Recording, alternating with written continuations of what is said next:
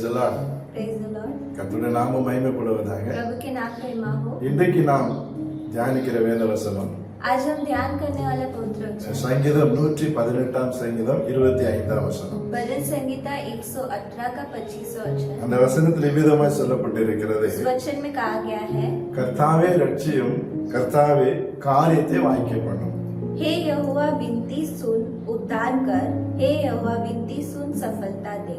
நம்முடைய தேவன் நம்முடைய காரியங்களை அவர் வாய்க்க பண்ணுகிறார். तो हमारे परमेश्वर हमारे कार्य को सफल करते हैं. இன்றைக்கு சில நேரத்தில் நம்முடைய காரியங்கள் வாய்க்காமல் இருக்கிறதுக்கு காரணம் என்னவென்று சொன்னால், आज हमारे कुछ कार्य असफल होने का कारण क्या है?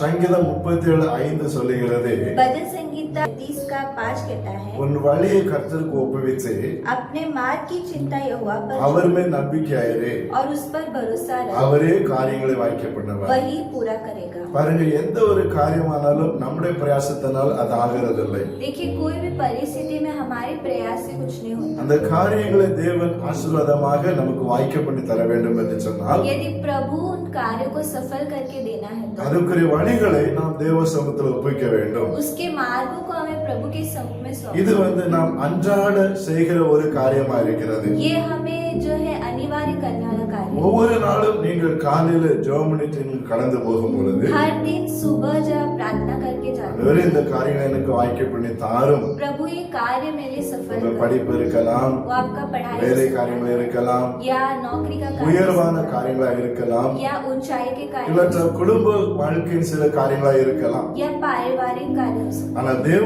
சமூகத்தில் அதை ஒப்பு கொடுத்து அந்த காரியங்களை ஒப்பு கொடுத்து நீங்கள் முன்னேறும் பொழுது, है. लेकिन प्रभु के सम्मुख में उन कार्य को सौंप कर जब आप आगे बढ़ते हैं, நிச்சயம் கர்த்தர் அந்த காரியங்களை உங்களுக்கு வாய்க்க பண்ணி தருவார். निश्चय प्रभु उन कार्य को सफल அதுல எந்த சந்தேகமே கிடையாது. उसमें कोई संदेह नहीं. திரும்ப அதுல சொல்லப்பட்டு இருக்கிறது, दोबारा उसमें कहा நீ गया அவர் மேல் நம்பிக்கையாரு. कि तू उस पर भरोसा நீங்க रख. ஜெபம் பண்ணிட்டு நீங்கள் கர்த்தர் மேல் அந்த காரியத்தை வைத்து நம்பிக்கையாயிருங்க.